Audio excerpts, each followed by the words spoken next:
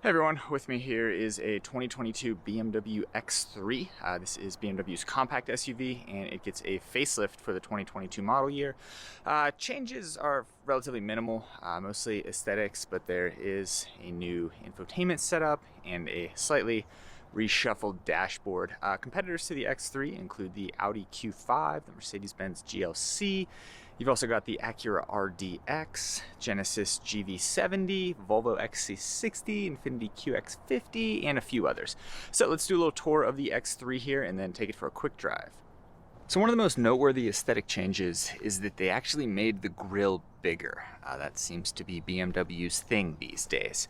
Moving down the side, and not a lot changes. This is a relatively low end of the X3. It's just got the basic 2-liter turbocharged 4-cylinder engine. Not a lot of options. As equipped, it comes in at just around $51,000. So that's on the low end as far as BMW X3s go. You'll notice these redesigned taillights. This fits in line with a lot of other redesigned BMW models from recent years. Here's the key. There you go, you can see the light a little better. Badging X3, and this is an X-Drive 30i model.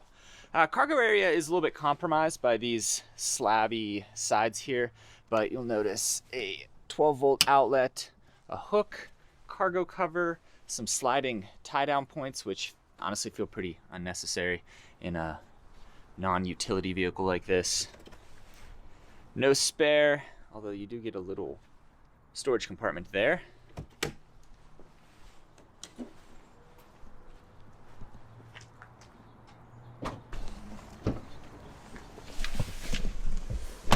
Here's a look at the window sticker. So this is a 2022 BMW X3 X-Drive 30i, and like I said, as equipped, it comes in at just $51,390. That's still a lot of money, but as far as BMWs go, it's on the low end. Fuel economy for the 2-liter turbocharged 4-cylinder comes in at 21 city, 28 highway, and 24 mpg combined, according to the EPA.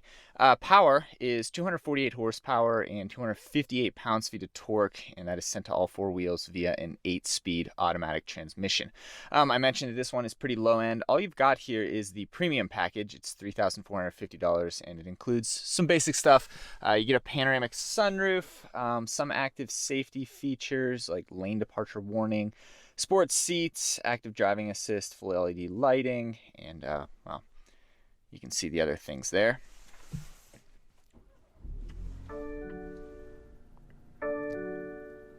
So the main change to the interior of the X3 for 2022 is that they've reshuffled all this stuff. So there's a new infotainment system. It's a little bit bigger, a little bit more modern. It's pretty high resolution. It's fairly intuitive to use. Yeah, I'd say it's middle of the pack. Nice big digital gauge cluster here, and then down here they've changed the center stack. They've changed the center stack and the center console, so they've swapped around these things, and then this is a new part that's pulled out of the current generation 3 Series and 4 Series. Cup holders up here, USB-A port. You can slide that to clean things up there a little bit. USB-C in the center console. Steering wheel's pretty nice. You got paddle shifters. Overall materials feel pretty good, even in this lower end model here. Here's the button for your active safety tech. You can turn some things on and off there. Let's take a look in the second row.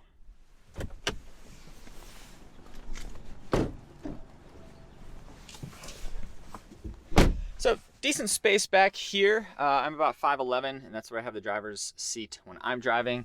You can see I could sit behind myself. Here's some ambient LED lighting that is in the front seating area as well. On the back of the center console here, you've got 2 USB-C ports, thumbs up there, and then some adjustable HVAC controls. This is kind of tough to get down. In the center console, 2 cup holders, and that's it. Overhead, you've got a light, grab handle. Yeah, back seat's pretty nice here. With this panoramic sunroof shade open, it would be pretty bright and airy back here as well.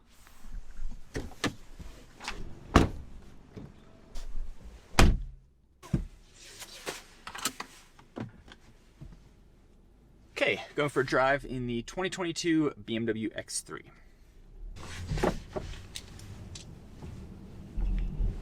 So it drives pretty well like any BMW. Feels somewhat sportier than, say, a mainstream economy compact SUV like a Toyota RAV4 or a Honda CR-V.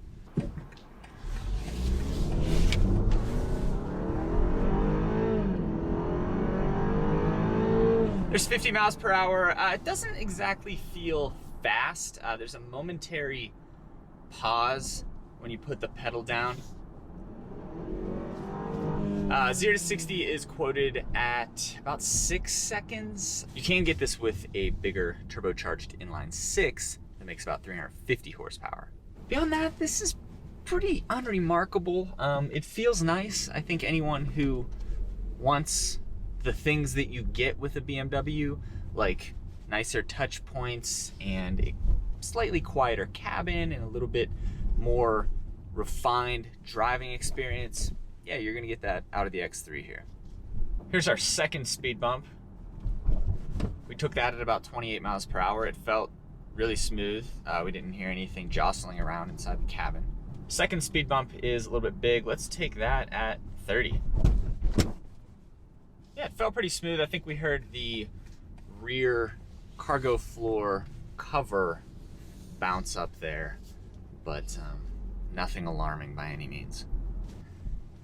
Handling feels pretty nice. I don't think many buyers of this level of the X3 are too concerned about handling, honestly, but as you'd expect, handling feels like it does in most European vehicles. Backup camera's pretty nice. We're backing up directly into the sun, and the picture still looks pretty good. It's a little bit washed out, but that can be expected with any backup camera. But yeah, this one's above average. We'll leave it at that.